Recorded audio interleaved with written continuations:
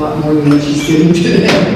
So, Dr. Johnson, I welcome you with the most love and adoration and admiration that I have for you, and I know everyone in the room is going to feel for you when we're finished. So let's give Joquetta, or Dr. Johnson, however you want to name her, our most rambunctious welcome.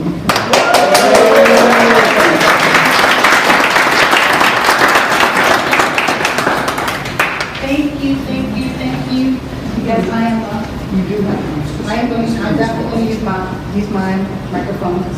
One of the things as a equity specialist, we also always talk about accessibility. So I'm definitely use the microphone.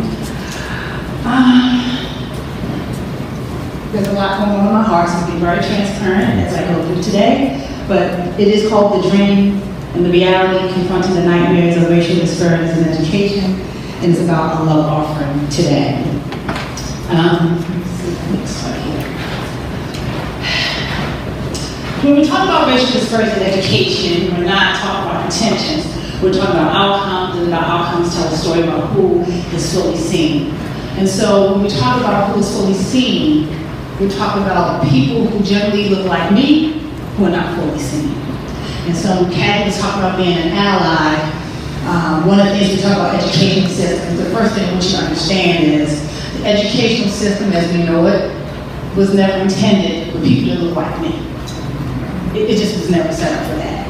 And because of that, it automatically is an injustice. Now, I only got 45 minutes, I can't do the whole history, but I just want to kind of lay that foundation for you as we begin to have this conversation. And oftentimes in the work that I do, many people that I work with are predominantly white. And oftentimes we feel like a lot of shame when we have these kind of conversations. And I'm here to tell you, this is not about shame, it's not about blame, it's not about any of that. It just is what it is. And once we know that, the question is, what do we do moving forward? Right? This work is inner work first. At the same time, it's also outer work. We all have work to do.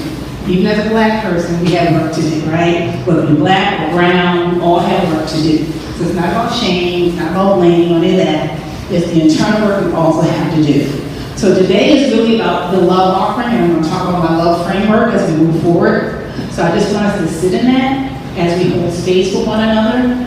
And Kathy did introduce me, but I'm also going to introduce myself in the tradition that we use in a Native American way. And it's called place, name, intention, and space.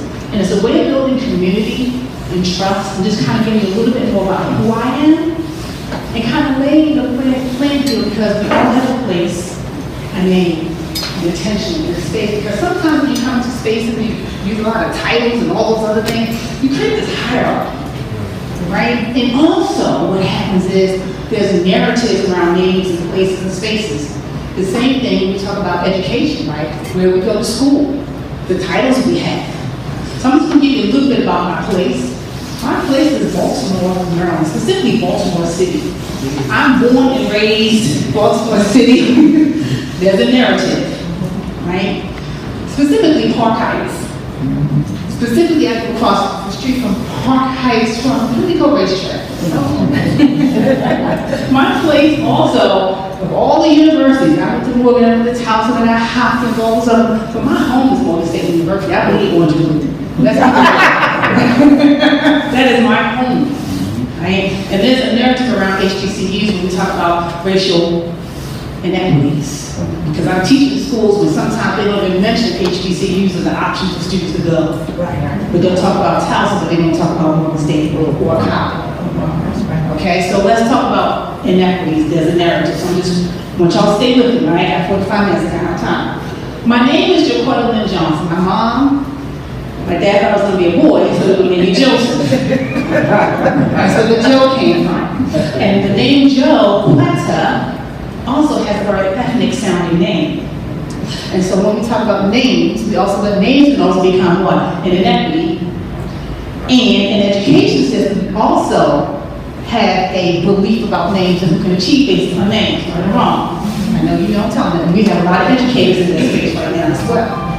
And I even came to believe that I thought my name was very ethnic when I had Joquetta, until I just started with some research on this work, And I'm like, my mother was born in 1919. I'll let you do the math on that later. And I'm like, why did she come from 1919? I got a name like Joquetta. Because you know, they don't make math. Until I did some research. And I found out that the first Joquetta was actually was a white woman. But there's a narrative even around the names that we have. And how that's associated with education and who can achieve. My intention, anytime my intention when I come into a space is to bring joy, to be a catalyst for change, and often to help people have a different perspective. And so that is, for me today, is to bring joy, to be a catalyst for change, and bring awareness. I'm not in the business of changing minds, because a lot of work that I do is heavy work. I'm going into spaces where people have a lot of different deficit mindsets around children, as well as adults. Because why can't you just change their minds?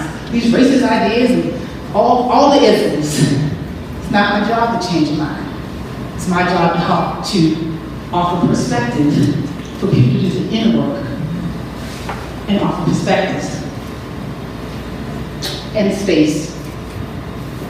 So this is a picture when I talk about my place. It is me in elementary school. Just gotta give you the place. And this is the space. So this is going to be transparent, and I'm going to try to hold it together. When we talk about family, and Kathy talk about family, Miles, and I have a lot of people that came here today. As a matter of fact, one of my sisters is here right now, who actually really flew in from Missouri to come see me. I was supposed to know he was coming in to fly in to see me. And she said, I said, why are you coming in here? That's a short turnaround time. She's actually, I'm going to put on blast, superintendent of schools, someplace else. That's fine. But she's a product of schools here in Baltimore County. And when she came in this weekend, as I was finishing the tweets on this keynote, we got a call. And one of our sisters, we lost our niece, transitioned to cancer at age 34.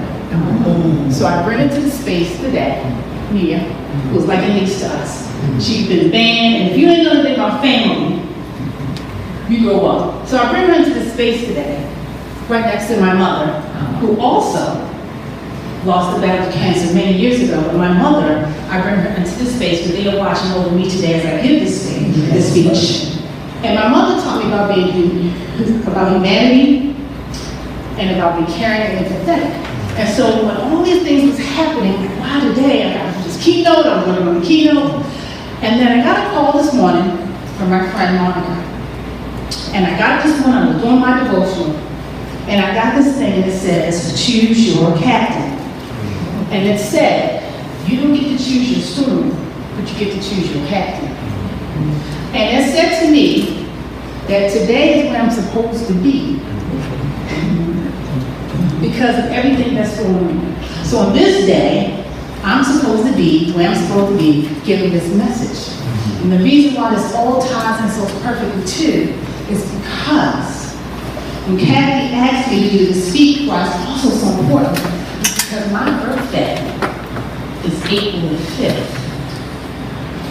1968. And if you know anything about Dr. King, when was he assassinated? Before. And my mother was in labor on the day of Dr. King. He was assassinated.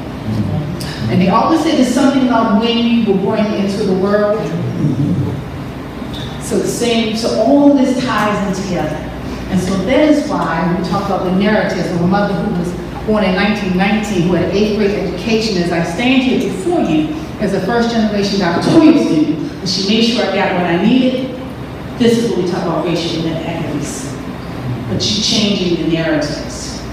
And someone had belief. And so when we talk about the I Have a Dream speech, many times we talk about judging by the character, the content, and all other things. But historically, many of us don't even know about the whole speech. Because historically, education doesn't even teach us all the things that they want us to know. And that's for a reason. Do you even know the real name of the speech? Do Do you know the purpose of the speech? Do you know when it occurred? Okay. Do you know what the message was? The real name of the speech was not I Have a Dream. That wasn't even part of the speech. Did you know that? So here's a little piece of what it's actually called. Before there was a dream, there was a draft. This was the first draft of the speech that later became Entitled Normalcy Never Again. We must never return to negative normalcy. We must march forward. It did not include the word dream. The title is very suggestive. Normalcy never again. It's almost, it's suggesting that we're not going to go back to the way it used to be. The earlier draft is not as rosy and optimistic as I Have a Dream. Vicki Crawford oversees the Morehouse College King Collection at the Atlanta University Center Woodruff Library, We are inside the vault. where CBS News was granted rare access to King's personal papers He read poetry, literature. and library. How did normalcy never again evolve into I Have a Dream? Dr. King very often would revise and draft speeches. He worked on this all night. All night long, till 3 a.m. from my understanding. But when he got to the podium, something changed. For the first, 10, 15 minutes, he read the text. And then, of course, the audience was giving him such a great call and response that I guess he felt energized. Mahalia Jackson, the gospel singer, she said, well, tell him about the dream. And so he went on text. The speech was extemporaneous after that. Today, the whirlwinds of revolt are shaking our nation. Reading King's handwritten words 60 years later, Crawford says they still matter. The struggle continues. And though we've come a long ways, we've got a long way to go. To keep the dream alive. Free that man! Free that man! Let's go Nicole Killian, CBS News, Atlanta. Did you know? That's it was called Normalcy Never Again. Let me give you a second to get the screen. And it was actually counter to President Warren's campaign slogan, which was return to normalcy.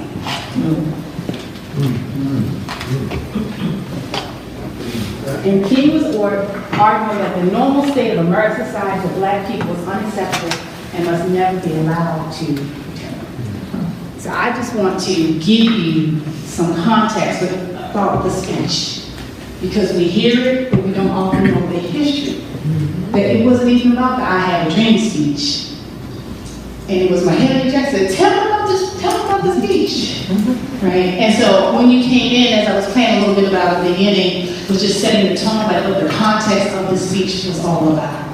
So Dr. King is a dream rooted in faith and humanity. However, today, there's still a tension between the dream and the nightmare that too many black children still experience in our schools.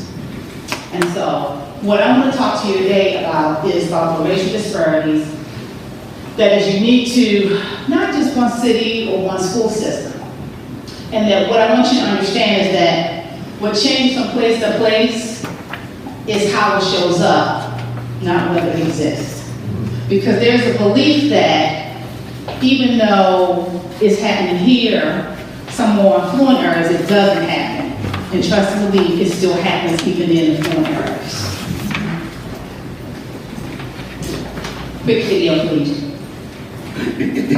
Start with the discipline divide. This is data collected by the U.S. Department of Education's Office of Civil Rights. It shows roughly 2.7 million, or about 5 to 6% of all K through 12 students received one or more out-of-school suspensions during the 2015-2016 school year. But let's dig deeper into the data. It shows black students represented 8% of enrolled students, but accounted for 25% of students who received an out-of-school suspension. Black female students represented 8% of student enrollment and accounted for 14% of students who received an out-of-school suspension. And children can be pegged as troublemakers before they even start kindergarten.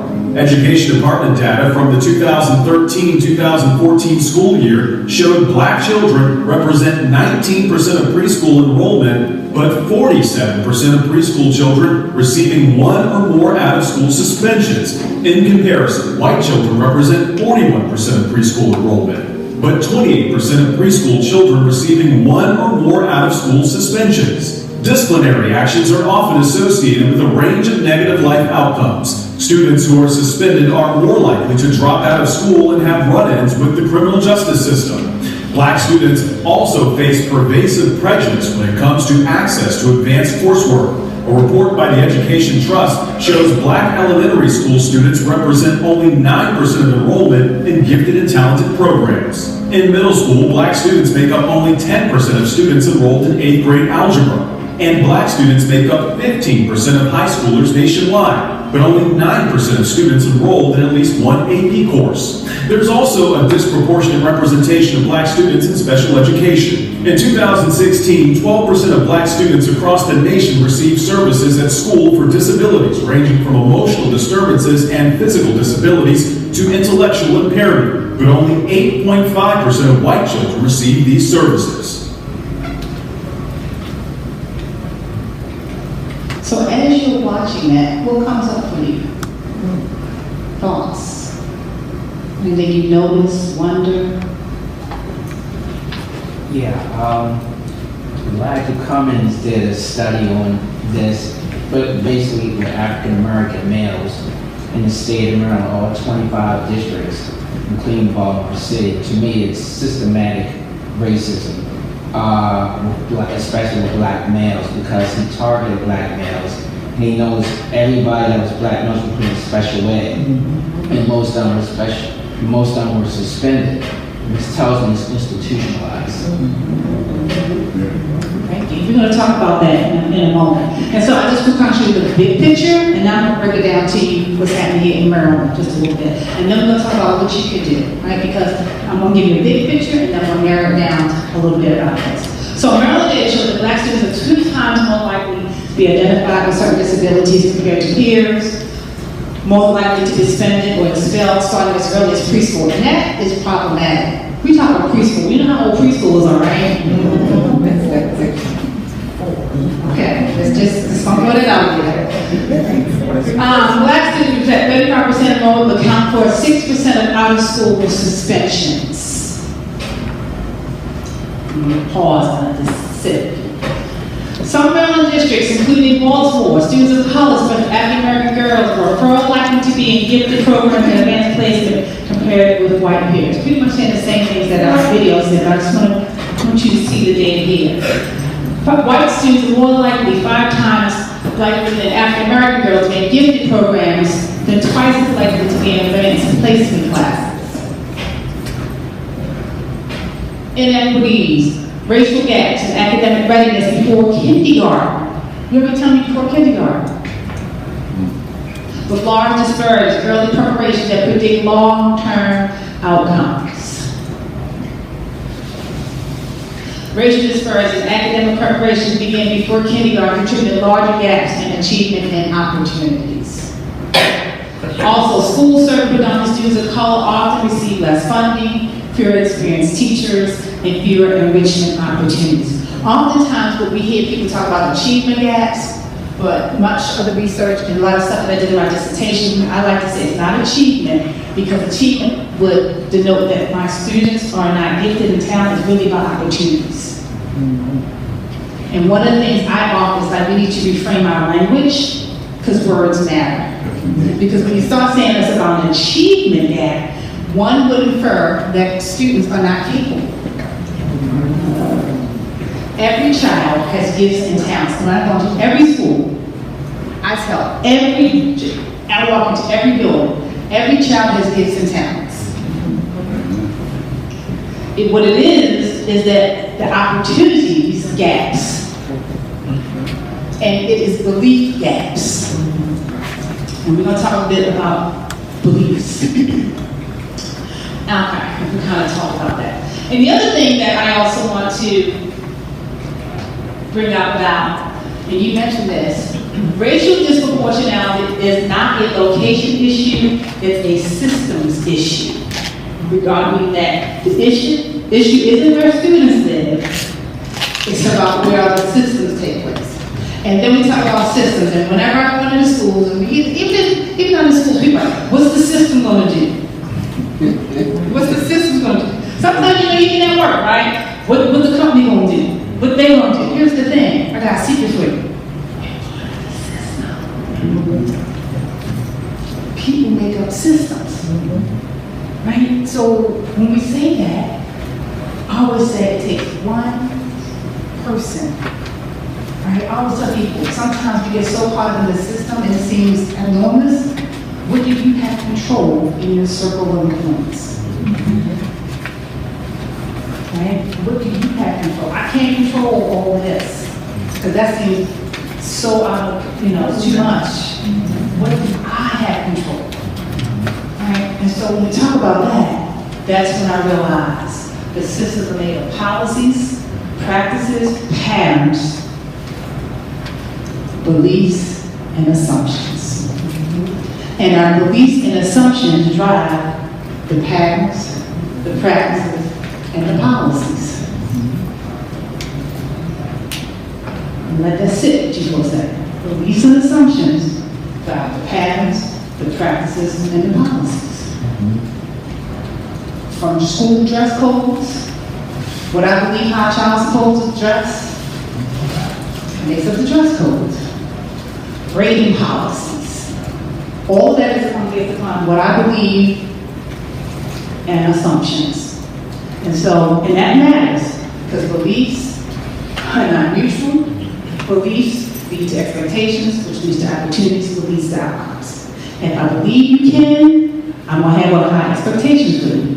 If I believe you can't, then I'm going to lower my expectations for you. Nobody rises to low expectations. And so those beliefs are important. And then we have some people who will believe kids can't, and they love them into mediocrity. So they lower the extent that they love them into what we call mediocrity. Oh, poor Joquetta, she can't, her situation. They got this going on, and that going on, and this going on, and they lower. And I said, that's not love. You cause them more harm. And so, again, it's not about shame.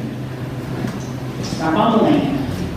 It's these times when we have to be very curious and start asking questions and thinking about what might I be missing when I'm seeing these patterns, right? These are the things we should be asking ourselves, like, what do I notice quickly? What do I tend to explain? Because sometimes we see things that's happening, we try to explain it away. What stories do I tell myself about children's schools and success? If you're using words like those children, when you say those, that's like already a negative thing. They're really our children. You also other them. Like that's not those children, those people. As soon as I hear that in any conversation, I always say, tell me more about those. What do you mean by those? Tell me more about them. What do you mean? Things were better when. Heard that language before? Right? And so when you hear that, sometimes you don't even know how to interrupt. Because sometimes about interrupting language that you hear. Not that anybody here use that language, but I'm just saying. Because we also have to check ourselves. We're all human. We're all flawed individuals. Right? Sometimes we have to check ourselves. We all need accountability partners. And so that is the part about what stories do I tell myself. Because we all have been conditioned to believe certain things. There are narratives about Baltimore City. Right? And there are narratives. There's narratives about Baltimore County. There's certain narratives the news tells us. That's why some want to have multiple perspectives. And when we see those patterns in communities, it's less about blame and more about responsibility. And this is what I'm going to talk about data, because data is overwhelming. Like data, and I'm numerically challenged. Trust and believe. This is one thing that I know for sure. I tell people, between every day I need you to realize there's a child attached to that data point. And we need to realize we have to humanize data. That's not just a data point. That's a child. That's an adult. Whatever data it could be, because it could be data about whatever. There's a person attached to that data point, and there's a story behind that data. And so sometimes we just look at it and become, dehumanize the data, either if it's murder statistics, when it was COVID, it's this percentage of this. And they're like, there's a person behind that. There's a family attached to that. And that's part of sometimes what happens when we become conditioned and we become numb. It's just, here's the statistics. It's just that. But remember, there's a person, there's a family attached to that statistic. And so this is where the love offering comes in. This is my love offering to you. All right? My love offering to you. I want us to start listening around. We can't confront what we refuse to listen to. And sometimes what happens, we don't like to sit in discomfort, and that's where the growth comes from. And sometimes when we start hearing things, and we get to feel that discomfort, you know what happens. You start thinking, oh, I gotta go to the store. I want to do something on TV tonight. Start looking at your phone. That's where the growth comes from. Listen and learn. Listen to students' experiences. I know Kat said this is an older group, but we all encounter young people. We all encounter young people.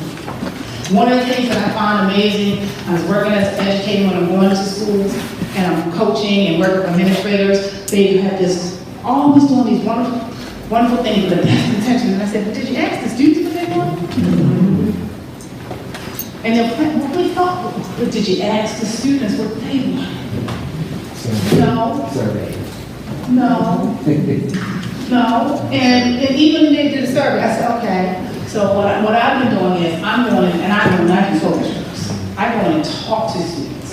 And I talk to them, and I go ask them all the questions. I said, just lay it on the line. Speak your piece. Speak your truth. Unfiltered. Say what you need to say. Then I take the information back to administrators. And then from there, we can have honest conversations. And from there, we also then begin professional learning based on what the students are seeing and experiencing. And many times, it's an eye-opening experience. And I ask them, are you having focus group with your students? Sit down and talk to the students, especially in our frequent flyers. Because sometimes they only want to talk to the good kids, and I'm going to air quotes. So listen. And listen to the families whose realities are different from our own, multiple perspectives. No one person is monolithic. Okay? And listen to the data and the stories. Open your mind. Again, open your mind allows us some patterns instead of expectations. Question assumptions about behaviors. Begin to be able to say, what if my understanding is incomplete? Sometimes we speak our opinions as facts. And that's hard, we know. Sometimes we speak our opinions as facts. Awareness is not an accusation. Right? So be willing to say, well, yeah, maybe it is something different to this. Maybe there's a different possibility. Open your mind. Voice, vulnerability, and values. Use your voice when something doesn't align with your values. That's hard. I know there's been times when you've heard something or seen something that just didn't sit right with you, and then you just let it slide. And when that happens, something she says, why didn't I interrupt? Why didn't I say something? And it's okay, because even in myself, as a person who goes in and does coaching, sometimes I don't always interrupt. I have to ask myself, why did I interrupt? And sometimes it may not be the best situation, because sometimes it can be dangerous. Like, honestly, depending on what is happening, depending on what the situation is. But when there is a time for me to interrupt, if I did not interrupt at that time, guess what? I go back to the person. But sometimes it's a constant, and I'll come back, you know what? I say, you know what? What you said earlier, I need to come back to you about that. That was problematic for me. Well, can we talk about what you said? There's always opportunities to come back oftentimes if you heard something that did not sit right with you. So keep that in mind. There's always opportunities to come back. And admitting what you don't know. I know that's all right. That's with all due respect, elders. And I know it's really hard as adults to admit when you're wrong to young folks. I hear that a lot in schools, like it's hard to say when you're wrong. They say, oh, they don't ever say it's hard. You have to model the behavior. Admitting and letting values like comfort guide decisions. Again, oftentimes we'll do what is best for us for comfort when it's not best for the situation. So confronting hard truth requires both courage and humanity. Going back to Dr. King, right? It ain't what easy. Right? No one said this was easy work. Right? That is the part. Empathy keeps us from becoming numb. Going back to statistics, we see those things, how do we feel? Oh, it's just numbers. Those children, those people. Be curious. Seeing children as more than their outcomes or labels. Remember that disparities affect real lives, not abstract groups. And here's your call to action.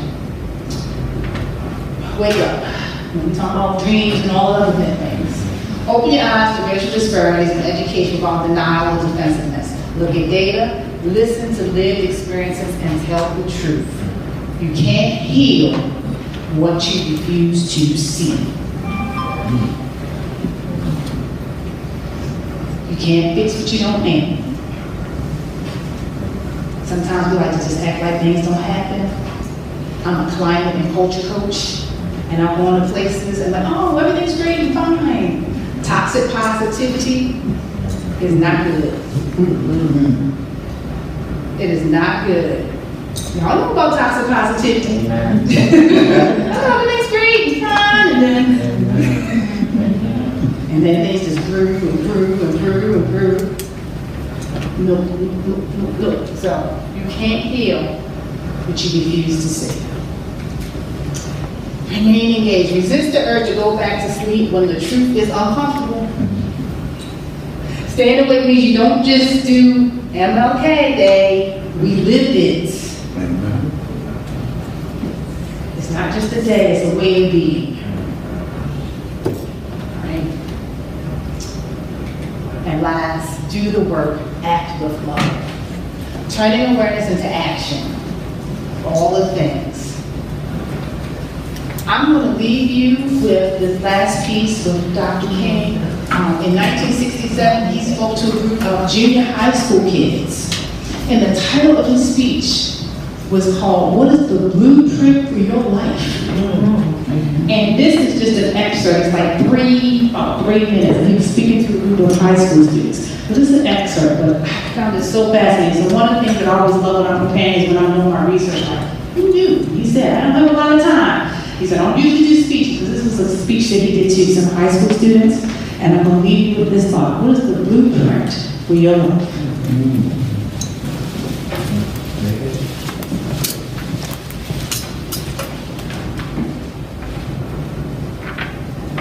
It is the most important and crucial period of your lives, for what you do now and what you decide now at this age may well determine which way your life shall go. And the question is whether you have a proper, a solid, and a sound blueprint. And I want to suggest some of the things that should be in your life's blueprint. Number one, in your life's blueprint should be a deep belief in your own dignity, your own worth, and your own someone's. Don't allow anybody to make you feel that you are nobody. Always feel that you count. Always feel that you have worth. And always feel that your life has has ultimate significance. Secondly, in your life's blueprint, you must have as a basic principle the determination to achieve excellence in your various fields of endeavor. You're going to be deciding as the days and the years unfold what you will do in life, what your life's work will be.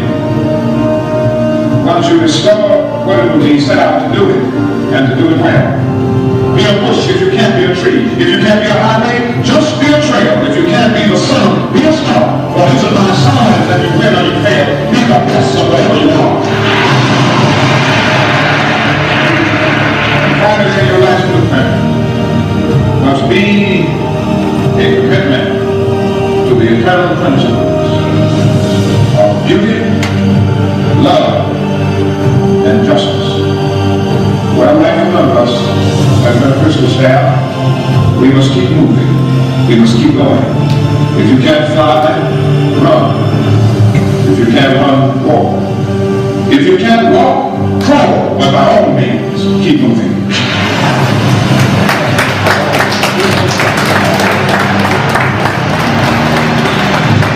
This is a moment. I'm going to end there, and I'll be here to take questions, and I hope you found something, some awareness. I hope my intentions were met, bringing joy, being a catalyst for awareness, and all of that. So thank you very much.